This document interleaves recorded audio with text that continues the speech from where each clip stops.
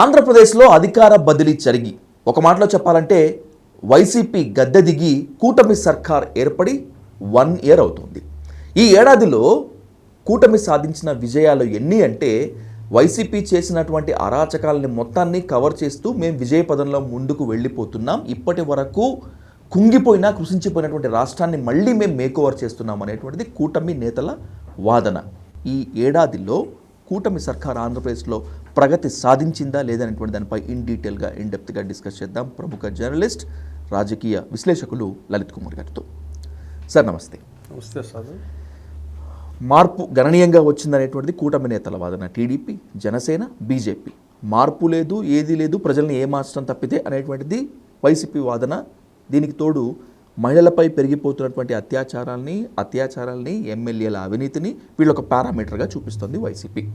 సరే, వాదనలు, ప్రతివాదనలు, విమర్శలు, ప్రతి విమర్శలు, ఆరోపణలు, ప్రత్యారోపణలు ఎలా ఉన్నప్పటికీ what is your eagle eye view point on 1 year travelling of కూటమి? సాధు, ఇక్కడ అత్యాచారాలు అనేసి మనం ఒకటి పదం చెప్పుకున్నాం. ఈ అత్యాచారాలు అనేటి జగన్మోహన్ రెడ్డి ప్రభుత్వంలో ఉన్నాయి, అంతకుముందు ఉన్నాయి. ఈ సమాజంలో ఈ మహిళల మీద అత్యాచారాలు అనేటి అవి రెగ్యులర్గా జరుగుతున్న ఇవి చూస్తారు. దాన్ని కంట్రోల్ చేయడానికంటూ మనం కుటుంబం మీద నిఘా ఉంచలేము. కొన్ని చోట్ల జరుగుతూ ఉన్నాయి. అది అప్పుడు జరగలేదు అనేది మనం జరుగుతున్నాయి. కాకపోతే దానికి కంట్రోలింగ్కి ఎటువంటి నిర్ణయాలు తీసుకుంటున్నారు, ఆ ప్లాన్ ఆఫ్ యాక్షన్ ఏ విధంగా ప్రభుత్వం తీసుకుంటున్నది ఇక్కడ ముఖ్యం. దీంట్లో ప్రధానంగా ఈ మహిళల మీద ఏవైతే అఘాయిత్యాలు ఉన్నాయో కొన్ని దారుణంగా బిహేవ్ చేసే సంఘటనలు జరిగాయి. ఇక్కడ మనం వీళ్ళ ప్రభుత్వం తప్ప వాళ్ళ తప్ప అనేది కాదు అని చూడొద్దు. అది జరిగింది మాత్రం దారుణమే. దానికి జరుగుతుందని ప్రభుత్వాలకు తెలియదు. జరిగిన తర్వాత యాక్షన్ తీసుకోవడం తప్పితే అది కంట్రోల్ చేయడానికి ఈ వ్యక్తిగత పరిచయాలు కానివ్వండి, ఇంటి పక్కన ఉన్న రిలేషన్స్ కానివ్వండి, కాలేజీల్లో రిలేషన్స్ కానివ్వండి, ఇవన్నీ కూడా వాటి మీద ప్రభుత్వం నిఘా ఉంచలేదు. కొన్ని సంఘటనలు రెగ్యులర్ జరుగుతుంటాయి. వాటికి శిక్షలతోనే మనం చేయాలి, లేదా దాన్ని ప్రచారం చేసి ఇటువంటి చర్యలకు పాల్పడితే శిక్షలు ఈ విధంగా ఉంటాయని చెప్పేది కూడా గవర్నమెంట్స్ క్యాంపెయిన్ నిర్వహిస్తే ఇట్లా అమ్మాయిలు తీసుకోవాల్సిన జాగ్రత్తలు, తప్పు చేస్తే ఎలాంటి శిక్షలు పడతాయనేది అబ్బాయిలకి, ఈ రెండింటినీ కూడా మనం ప్రచారం చేయాల్సిన అవసరం, దాంతో కొద్ది కంట్రోల్ చేసే అవకాశం ఉంది.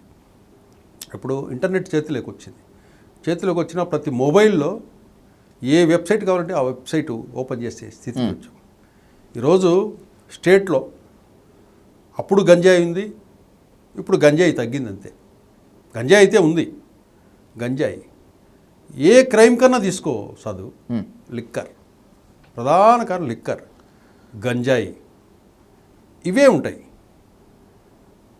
లిక్కర్ను ఇచ్చేది ప్రభుత్వమే. లిక్కర్తో జరిగే క్రైము కానీ యాక్సిడెంట్స్ కానీ ఇవన్నీ కూడా దానికి రీజన్ ఎవరు అంటే కనుక అది ఇన్డెప్త్ సబ్జెక్టు. లిక్కర్ వల్ల గంజాయితో సేమ్ ఇందాక అరాచకాలు ఇవన్నీ కూడా గంజాయితోనే జరుగుతున్నాయి. దీన్ని కంట్రోల్ చేయాల్సింది గవర్నమెంటే.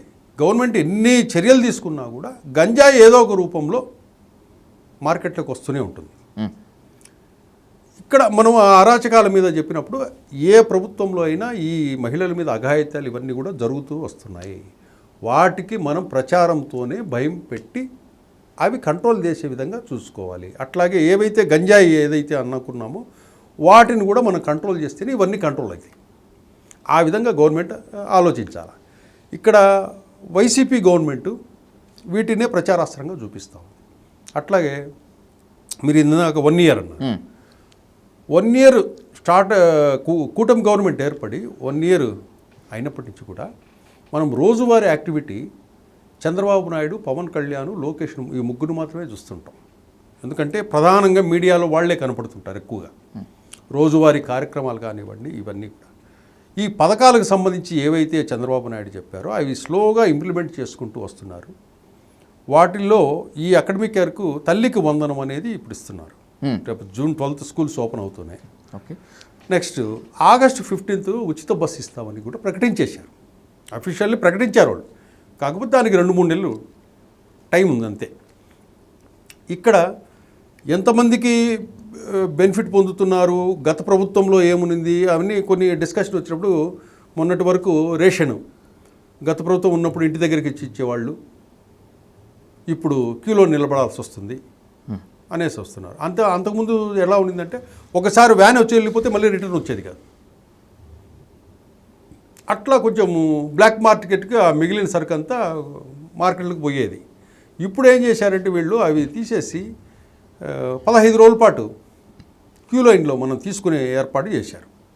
అంటే దానికి కొన్ని ఎండలో నిలబెడుతున్నారని ప్రతిపక్షాలు ఇది చేస్తాయి, ఎంతసేపు గంట సేపు నిలబడాల్సి వస్తుంది అని వాదన తీసుకొస్తాయి. ఏదేమైనా కూడా అక్కడ ప్రజలకి మనం వచ్చి ఆ ప్రోడక్ట్ అందాలి. ఆ ప్రోడక్ట్లో ఒక్కోసారి ఈజీగా దొరుకుతుంది, ఒక్కోసారి గంట సేపు నిలబడాలి, ఒక్కోసారి ఎండకు నిలబడాల్సి వస్తుంది. మనం ప్రతిదీ మనం క్లియర్ కట్గా వాళ్ళు కష్టపడకుండా మనం ఇవ్వలేము. జగన్మోహన్ రెడ్డి గతంలో ఏం చేశాడంటే వీళ్ళందరికీ బటన్స్ నొక్కితే డబ్బులు డిస్ట్రిబ్యూట్ చేసేవాడు. ఇప్పటికీ చాలామంది కూడా ఏమంటారంటే జగన్మోహన్ రెడ్డి ఉన్నప్పుడు డబ్బులు పడుతున్నాయి మాకు బాగా. ఇంకోటి ప్రధానంగా మాకెందుకండి రాజధాని, అమరావతి మాకేం అవసరం, మేము అమరావతికి రాం కదా, పోలవరం మాకెందుకండి అని గ్రామాల్లో అనేవాళ్ళు ఉన్నారు. అంతకుముందు జగన్మోహన్ రెడ్డి ఉన్నప్పుడు నెలకు మెసేజ్ వచ్చేదండి. అంటే వాళ్ళకు ఆలోచన మేము మేము మేము అనే స్టేజ్లో ఉన్నారు. మాకేంటి, రాష్ట్రం ఏంటి, రాష్ట్ర భవిష్యత్తు ఏంటి, ప్రజల భవిష్యత్తు ఏంటి, పిల్లల భవిష్యత్తు ఏంటి అనేది ఆలోచించాల. వీళ్ళు ఆలోచన చేసే ఇదిలో లేరు. ఇప్పుడు ఏమైందంటే ఆ సందర్భంలో మాకేంటి, రాజధానితో మాకేం అవసరం అనే ప్రజలు ఉన్నారు. అంటే జగన్మోహన్ రెడ్డి ఆ విధంగా అలవాటు చేసేసారు. గ్రామీణ ప్రాంతాల్లో ఇప్పటికి కూడా కొంతమంది మాకేంటి, జగన్ ఇప్పుడు వచ్చేది కదా అనేసి అంటున్నారు. ఇక్కడ ఈ కూటమి గవర్నమెంట్ వచ్చిన తర్వాత ఈ పెన్షన్ ఏదైతే ఉందో టెన్షన్గా వీళ్ళు అందజేస్తున్నారు. గత ప్రభుత్వంలో కంటే ఇప్పుడు 4,000 రూపాయలు. కానీ పెన్షన్ పంపిణీ, పెన్షన్ కరెక్ట్గా ఇవ్వటం తప్పితే మిగతా ఏ హామీ కూడా నెరవేరలేదు.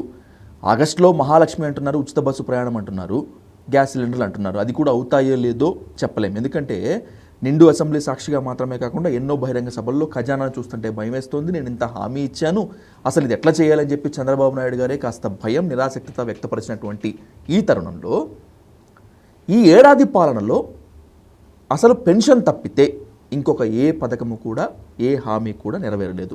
నెరవేరుతాయో లేదో కూడా కష్టమే అని చెప్పి ప్రజల్లో భయం ఉంది. ఇది కూటమి సర్కార్కి మైనసేగా. ఇక్కడ ఒకటి ఏంటంటే ప్రజలు కంప్లీట్గా ఇది ఇస్తారు, గవర్నమెంట్ ఇది ఇస్తారని డిపెండెన్సీలో లేరు. ప్రజలు గవర్నమెంట్ ఇది ఇస్తేనే మేము సర్వైవల్ అవుతామనే స్థితిలో లేరు. మీరు అన్నట్లు పెన్షన్ ఉంది కదా, పెన్షన్ అనేది మాత్రం గ్రామీణ ప్రాంతాల్లో కానివ్వండి, వృద్ధులు కానివ్వండి, వీళ్ళందరికీ కూడా అది కొద్దిగా హెల్ప్ అవుతుంది. వాళ్ళకి మస్ట్ అది. మిగతాది ఇప్పుడు 3 సిలిండర్లు ఇచ్చారు, అదొకటి పథకము, అది ఇచ్చేసారు. నెక్స్ట్ మనకు ఉండేది ఇది స్కూల్ది తల్లికి వందనం. తల్లికి వందనం కూడా లాస్ట్ బకాయిలు ఏవైతే కాలేజీలు ఉన్నాయో అవి కూడా రిలీజ్ చేశాడు లోకేష్. 800 కోట్లు లాస్ట్ ఫీజు రియంబర్స్మెంట్కి సంబంధించి. ఇవన్నీ ఏమిటంటే గ్రాడ్యువల్గా పేమెంట్ చేసేటి. తల్లికి వందనం కానివ్వండి, ఆర్టీసీ బస్సు అంటే ఒక్కసారిగా పేమెంట్ చేసేది కాదు. ఇక్కడేం భయపడిన అవసరం లేదు. చంద్రబాబు నాయుడు గారు కూడా భయపడిన అవసరం లేదు. అంటే రెవెన్యూ జనరేట్ చేసే కొద్దీ వీటికి పార్ట్ పేమెంట్సే ఇస్తాం మనం. ఇప్పుడు తల్లికి వందనం ఉంది, ఒక్కసారిగా పేమెంట్ ఇచ్చేయం కదా మేనేజ్మెంట్స్కి. పార్ట్ పేమెంట్ 1,000 కోట్లు రిలీజ్ చేసుకుంటూ వస్తారు. అకాడమిక్ ఇయర్ ఉంది, అకాడమిక్ ఇయర్లో 2-3 పేమెంట్స్ ఇవ్వచ్చు. అట్లాగే ఆర్టీసీ సంబంధించి ఫ్రీ బస్ ఇచ్చినా కూడా దానికి 3-4 పేమెంట్స్ల రూపంలో ఇవ్వచ్చు. కాకపోతే ఆయన ముందు జాగ్రత్తగా నాకు భయం వేస్తుంది ఏ విధంగా చేయాలంటే, గత ప్రభుత్వం ఏం చేసింది, గత ప్రభుత్వము చేసిన అప్పులకి వడ్డీ కట్టాలన్నా, ఆ వడ్డీతో పాటు ఈ ఇచ్చిన ప్రామిసెస్కి అంతా ఇవ్వాలా. ఇంకోటి ఒక పక్క కంపెనీస్ వస్తున్నాయి ఎక్కువగా. ఈ కంపెనీస్కి వాళ్ళు ఇన్వెస్ట్ చేయాలంటే వాళ్ళకి సంబంధించిన ఇన్ఫ్రాస్ట్రక్చర్కి అంతా మనం ఫస్ట్ ప్రయారిటీ దానికి ఇవ్వాలా. అట్లా కొద్దిగా ఉన్నాయి కాబట్టి సహజంగా ఏ ముఖ్యమంత్రి కూడా ఉన్నది ఉన్నట్లు చెప్పరు. చంద్రబాబు అయినా ఉన్నది ఉన్నట్లు చెప్తున్నాడు. ఎందుకంటే ఉన్నది ఉన్నట్లు చెబితే మెంటల్గా ప్రజలు ప్రిపేర్ అవుతారు, ఆలోచిస్తారు. అబద్ధం చెప్పడం కంటే ఉన్నది ఉన్నట్లు చెబితే వాళ్ళు ఆలోచిస్తారు మెంటల్గా. ఓహో ఈరోజు కాదులే, రేపు నెల వస్తుందిలే, రేపు నెలగా అదిలే, ఎల్లుండి వస్తుందిలే అనే మెంటల్గా ప్రిపేర్ అవుతారు. కాబట్టి చంద్రబాబు నాయుడు గారు ఈ విధంగా చెప్తున్నారని మనం అనుకోవాలి. చంద్రబాబు నాయుడు పార్టీ వరకు, నారా లోకేష్ పార్టీ వరకు అండ్ పవన్ కళ్యాణ్ గారి పార్టీ వరకు అందరు నీట్గా చేసుకొస్తున్నారు. మీరు గమనించండి, గత ప్రభుత్వంలో జగన్మోహన్ రెడ్డి ఎన్ని నియోజకవర్గాలు తిరిగాడు, ఎన్ని గ్రామ సభలు పెట్టాడు, ఎంతమంది ఎన్ని సభల్లో పాల్గొన్నాడు, ఎన్ని రివ్యూ మీటింగ్స్ అధికారులతో పెట్టాడు, ఒకసారి స్టాటిస్టిక్స్ తీయండి. ఇప్పుడు కూటమి గవర్నమెంట్ ఏర్పడిన తర్వాత చంద్రబాబు నాయుడు ఎన్ని నియోజకవర్గాలకు తిరిగాడు, రివ్యూ మీటింగ్స్ ఎన్ని పెట్టాడు, కంపెనీస్ ఎన్ని తెచ్చాడు, ఇండస్ట్రీస్ ఎంఓఎస్ ఎన్ని జరిగాయి, ఎడ్యుకేషన్ ఇన్స్టిట్యూషన్స్ ఎంఓఎస్ ఎన్ని జరిగాయి, సెంట్రల్ గవర్నమెంట్ నుంచి ఫండ్ ఎంత తీసుకొచ్చాడు, ఒకసారి స్టాటిస్టిక్స్ ఇవ్వండి. అట్లాగే పవన్ కళ్యాణ్ ఉదయం నుంచి సాయంత్రం వరకు ఏం చేస్తున్నాడు, ఎన్ని గ్రామాలకు తిరుగుతున్నాడు, గ్రామ సభలు ఎన్ని పెట్టాడు, పంచాయతీలకు ఎన్ని ఫండ్స్ ఇచ్చాడు, రోడ్స్ ఏమే ఇచ్చారు, ఇవన్నీ స్టాటిస్టిక్స్ తీయండి. అధికారులతో సమీక్షలు ఎన్ని నిర్వహించాడు ఈ సంవత్సరం. అట్లాగే నారా లోకేష్ ఏం చేశాడు, ఉదయం నుంచి సాయంత్రం వరకు ఏం చేస్తున్నాడు, everyday pin to pin schedule ప్రజల ముందు ఉంటున్నాయి. దాన్ని బట్టే ఆంధ్రప్రదేశ్ ప్రజలు కూటమి యాక్టివిటీ, ఈరోజు నేను అన్నట్టు ఏదైనా పథకాలు ఒకరోజు లేట్ అయినా, ముందైనా, వెనకైనా కూడా దాన్ని అంతగా ప్రభావితం చూపవు వాళ్ళ మీద. ఎందుకంటే వాళ్ళు పడే కష్టం తెలుస్తుంది ప్రజలకి. చంద్రబాబు నాయుడు మహానాడులో ఉన్నాడు, మహానాడు కార్యక్రమం అయిపోయింది, మళ్ళీ పొద్దున్నే ఢిల్లీలో ఉన్నాడు సిఐ మీటింగ్లో, అయిపోతూనే మళ్ళీ అమరావతిలో ఉంటాడు. ఇట్లాగే మన పవన్ కళ్యాణ్ గారు ఒకరోజు మన్యంలో ఉంటే ఒకరోజు అమరావతిలో ఉంటాడు. తిరుపతి అవైలబిలిటీ ఎక్కువగా ఉంది. ప్రతిరోజు ప్రజలతో వీళ్ళు ఇంటరాక్ట్ అవుతుంటారు, అధికారులతోనూ ప్రజలతోనూ ఏదో ఒక ప్రాంతంలో వీళ్ళు ఉంటారు. ప్రజలకి కనెక్టివిటీ ఉన్నప్పుడు వాళ్ళు ఓన్ చేసుకుంటారా? అంటే ఐ మీన్ పథకాల విషయం మర్చిపోతారు, హామీల విషయం మర్చిపోతారు, అభివృద్ధి విషయం అంతా కూడా మర్చిపోయి నాయకుడు మనకు అవైలబుల్గా ఉన్నాడు, కనెక్షన్లో ఉన్నాడు అనేటువంటిది కాస్త సాటిస్ఫాక్షన్ ఉంటుందా? ఉంటుంది, తప్పకుండా ఉంటుంది. ఇప్పుడు ఎందుకంటే పథకాలు ఇవ్వమని చెప్పడంలా, పథకాలు ఒక నెల నీకు లేటు కావచ్చు, ప్రజలంతా పథకాల మీదే డిపెండ్ అయ్యి లేరు అంటా నేను. ఓకే, పథకం వస్తేనే మనం బ్రతికే స్థితిలో ఉన్నాము, ఆ పథకం లేకపోతే మనం బతకలేమనే స్థితిలో ప్రజలు లేరు. ప్రజలు వాళ్ళ వరకు, వాళ్ళ శక్తి సామర్థ్యాల వరకు వాళ్ళు సంపాదించుకొని బ్రతికే స్థితిలో ఉన్నారు. ప్రభుత్వాలు ఇచ్చే పథకాలు అడిషనల్ అవుతాయి. ఇందాక మీకు నేను చెప్పాను కదా, పెన్షన్స్, వృద్ధాప్య పింఛన్లు, ఈ పెన్షన్స్ సిస్టమ్ ఉంది కదా, వాళ్ళకి ఆ పెన్షన్స్ మస్ట్. ఎందుకంటే ఆ పెన్షన్స్ మీదనే వాళ్ళు డిపెండ్ అయి ఉంటారు. మిగతా సామాజిక వర్గాలన్నీ, మిగతా వ్యవస్థలో ప్రజలంతా కూడా కేవలం దీని మీదనే, మనం ప్రభుత్వం ఇచ్చే పథకం మీదనే బతకాలనే స్థితిలో లేరు. కాబట్టి పథకం ఒక రోజు 2 రోజులు లేట్ అయినా కూడా మన ఆంధ్రప్రదేశ్ ప్రజలు ఏమి ఇబ్బంది పడరు. ఎప్పుడూ మనం ప్రజలతో మనం ఇంటరాక్షన్లో ఉన్నాం కాబట్టి లోకేష్, పవన్ కళ్యాణ్ వీళ్ళంతా కూడా వీళ్ళ పార్టీకి సంబంధించిన ఎమ్మెల్యేలు వీళ్ళంతా కూడా నియోజకవర్గాల ప్రాంతంలో ప్రజలతో టచ్లో ఉన్నారు. ఇదే జగన్మోహన్ రెడ్డిని చూస్తే, జగన్మోహన్ రెడ్డి ఎన్ని రోజులు బయటకు వచ్చాడు మీరు చెప్పండి. జగన్మోహన్ రెడ్డి రాష్ట్రంలో అతను ఉన్నంతకాలం ఎన్ని నియోజకవర్గాలలో, ఎన్ని మండలాలలో ఎన్ని మీటింగులు పెట్టాడు, ఎంతమంది ప్రజలతో ఇదయ్యాడు, ఎంతమంది అధికారులతో ఇంటరాక్ట్ అయ్యాడు, ఎన్ని సమీక్షలు చేశాడు, ఒకసారి తీయండి. అదే ఫస్ట్ జగన్మోహన్ రెడ్డి ఓటమికి ప్రధాన కారణం. జగన్మోహన్ రెడ్డి తను ఎంప్లాయీస్ని ఏర్పాటు చేసుకున్నారు. తను ఏమైతే పనులు చేస్తానో ఆ పనుల కోసం ఎంప్లాయీస్ని పెట్టుకున్నాడు. నువ్వు ఈ పని చూడు, నువ్వు ఈ పని చూడు, నువ్వు ఈ పని చూడు అని. దాంతో ప్రజలతో ఇంటరాక్షన్ టచ్ పోయింది జగన్మోహన్ రెడ్డికి. అదే ఫస్ట్ మైనస్ పాయింట్ జగన్మోహన్ రెడ్డికి. ఇప్పుడు చంద్రబాబు నాయుడు మారుమూల గ్రామంలో మీటింగ్ పెట్టింటాడు, సిటీలో పెట్టింటాడు, ఢిల్లీలో ఉంటాడు, సెక్రటరియట్లో ఉంటాడు. రోజువారీ షెడ్యూల్ చూస్తేనే తెలిసిపోద్ది మనకు చంద్రబాబు నాయుడు షెడ్యూల్. ప్రజా దర్బార్లో ప్రజలతో కలిసి ఉంటాడు, అక్కడ వాళ్ళకు 2-3 గంటలు టైం స్పెండ్ చేస్తాడు, తర్వాత నెక్స్ట్ ఇంకో కార్యక్రమం, అట్లా ప్రజలతో నిరంతరం రోజంతా ప్రజలతోనే గడుపుతుంటారు. ఇది వీళ్ళ సక్సెస్ కారణం. కాబట్టి వీళ్ళు పడే కష్టాన్ని చూసిన ఆంధ్రప్రదేశ్ ప్రజలు ఈరోజు పథకం ఇవ్వాలంటే నా దగ్గర డబ్బులు లేవు, రేపు నెల ఇస్తానంటే సరేలేండి సార్ అంటారు. ఎందుకంటే వాళ్ళు పడే కష్టం తెలుస్తుంది కదా ఇక్కడ. కాబట్టి అంత పథకాల మీద అవే మన బతుకు, అది లేకపోతే లేదనే స్థితిలో ఆంధ్రప్రదేశ్ ప్రజలు లేరు. అది మనం గంటపథంగా చెప్పచ్చు. ఇక్కడైనా ఇప్పుడు ఎమ్మెల్యేలు అన్నారు ఇందాక, కూటమి ఎమ్మెల్యేలు అరాచకాలు ఇవన్నారు. అవును, ఇప్పుడు ఇసుక మీద వైసీపీ మీద టీడీపీ జనసేన చేసినటువంటి ఆరోపణ ఏంటంటే ఇసుక నమ్ముకుంటున్నారు, మట్టి నమ్ముకుంటున్నారు, పంచభూతాలు అన్నింటినీ అమ్ముకుంటున్నారు అనేటువంటిది ఒక ఆరోపణ. అది ప్రజలు నమ్మారు. కొన్ని చోట్ల వైసీపీ ప్రజాప్రతినిధుల అరాచకాలు నిజమయ్యాయి కాబట్టి అధికార మార్పు జరిగింది. కానీ అధికారంలోకి వచ్చిన తర్వాత కూడా కూటమి ఎమ్మెల్యేలు కూడా చేస్తున్న దాంట్లో, మెజారిటీ ఎమ్మెల్యేలు చేస్తున్న దాంట్లో కూడా ఇదే కనిపిస్తుంది. ఇంకా సందర్భాల్లో వైసీపీని మించిపోయారు. పిఠాపురం నియోజకవర్గంలోనే రైతులు ధర్నా చేస్తున్నారు, నిరసన చేస్తున్నారు, మట్టి తీసుకుపోతున్నారు, ఇసుక తోలుకుపోతున్నారు అని చెప్పి. సాక్షాత్తు వర్మ కూడా అక్కడ నిన్న మొన్న మాట్లాడిన సిచ్యువేషన్. మరి ఇదేంటి ఇప్పుడు? నిజంగా ఆంధ్రప్రదేశ్లో మీరు అన్నట్లు కూటమి ఎమ్మెల్యేలలో కొంతమంది ఈ అరాచకాలకు పాల్పడుతున్నారు.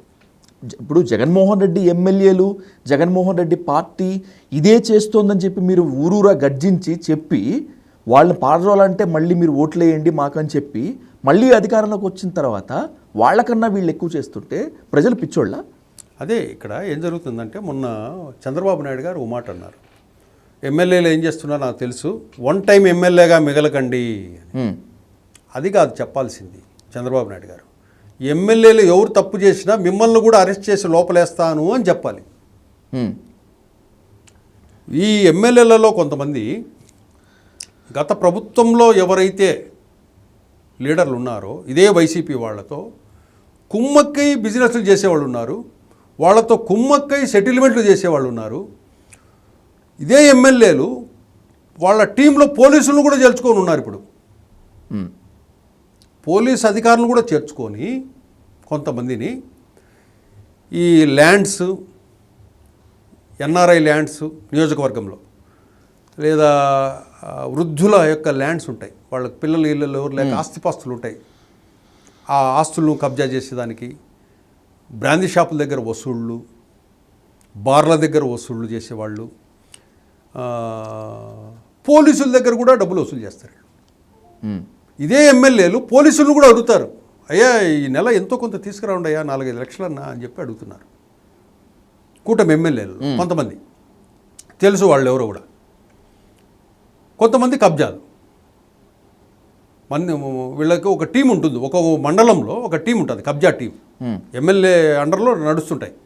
ఆ మండలంలో ఒక గ్యాంగి, ఆ గ్యాంగ్కి సపోర్ట్గా సర్కిల్ ఇన్స్పెక్టరో, సిఐఏ, ఎస్ఐఓ ఉంటారు టీం. ఆ టీం పోయి కబ్జా చేస్తుంటుంది.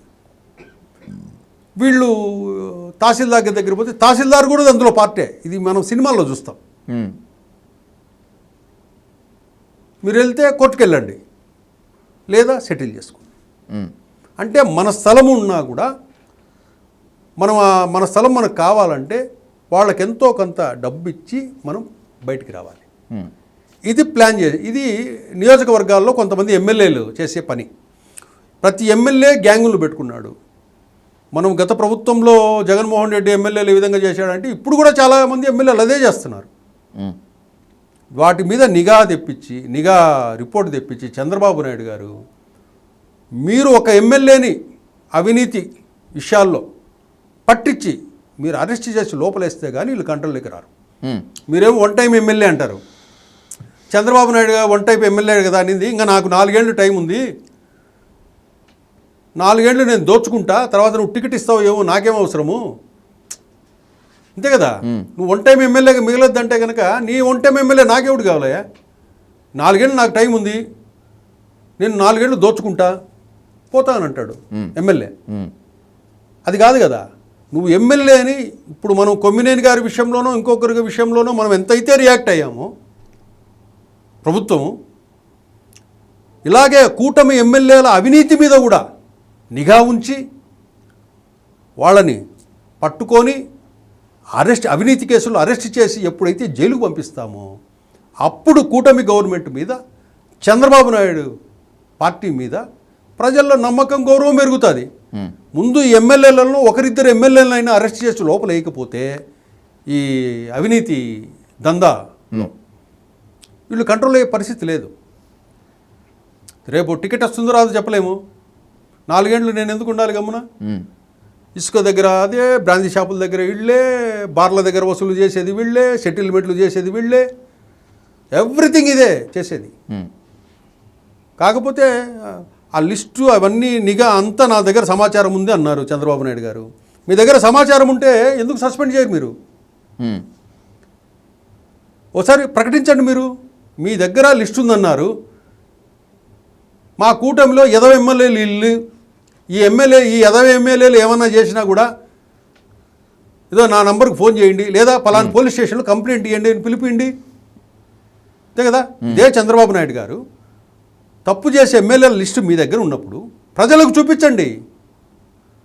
ఈ ఎదవ ఎమ్మెల్యేలు వీళ్ళే, దందాలు చేసే ఎమ్మెల్యేలు వీళ్ళే, వీళ్ళు మీ దగ్గర కానీ ఏమన్నా బెదిరింపులకు, లంచాలు అడిగో లేకపోతే కబ్జాలకు పాల్పడి ఏదైనా చేస్తే మీ సంబంధిత పోలీస్ స్టేషన్లో కంప్లైంట్ ఇవ్వండి అని ఒక పిలుపు ఇవ్వండి చంద్రబాబు నాయుడు గారు. ఎందుకు ఇవ్వరు మీరు? మీకు వాళ్ళు ఎవరో తెలుసు. వాళ్ళనేమో వన్ టైం ఎమ్మెల్యేగా మిగలొద్దు అనేమో మీటింగ్లో మీరు వార్నింగ్ ఇస్తారు. పోవయ్యా నువ్వు నెక్స్ట్ టికెట్ మాకు వస్తుందో రాదు మాకు తెలియదు, 4 ఏళ్ళు నేను ఎందుకు గమనం ఉండాలా, నేను దోచుకుంటానంటాడు. 4 ఏళ్ళు ప్రజల మీద పడి, నియోజకవర్గం మీద పడి విధ్వంసం సృష్టిస్తే రేపు చెడ్డ పేరు ఎవరికి? నీ పార్టీకే కదా, మీ కూటమి ప్రభుత్వానికే కదా చెడ్డ పేరు. అంటే 4 ఏళ్ళు అతన్ని బరాయిస్తావా? 4 ఏళ్ళు అరాచకం చేసుకోమని చెప్పినట్లేనా మనం? అంతే కదా. అందుకు ప్రజలకి ఆ ఎమ్మెల్యేలు ఎవరైతే ఉన్నారో మీరన్నా ఇవ్వండి, లేకపోతే ఏదైనా మీడియా సంస్థ ఒక లిస్ట్ ఇస్తుంది, ఆ లిస్టును ప్రజలకు చూపించి ఈ ఎమ్మెల్యేలు మీ నియోజకవర్గాల్లో అన్యాయాలు, అరాచకాలు, దుర్మార్గాలు చేస్తున్నారా, చేసే పక్షంలో మీ సంబంధిత పోలీస్ స్టేషన్లో ఫిర్యాదు చేయండి అని చెప్పి ఫిర్యాదు చేయించేసి అరెస్ట్ చేసి లోపలేయండి. అప్పుడు కూటమి ఎమ్మెల్యేలు వాళ్ళకు కూడా భయం వస్తుంది. ఏమి మీ మీద ప్రజల్లో నమ్మకం పెరుగుతుంది. ఆ పని ఎప్పుడైతే చంద్రబాబు నాయుడు గారు చేస్తారో అప్పుడు మనం చంద్రబాబు నాయుడు గారి పరిపాలన మనం మెచ్చుకోవచ్చు, ప్రజలు కూడా హర్షిస్తారు. ఇంకా మిగతా ఎమ్మెల్యేలు అటువంటి దందాలు చేయకుండా మనం కట్టడి చేయొచ్చు. Right, thank you so much అండి.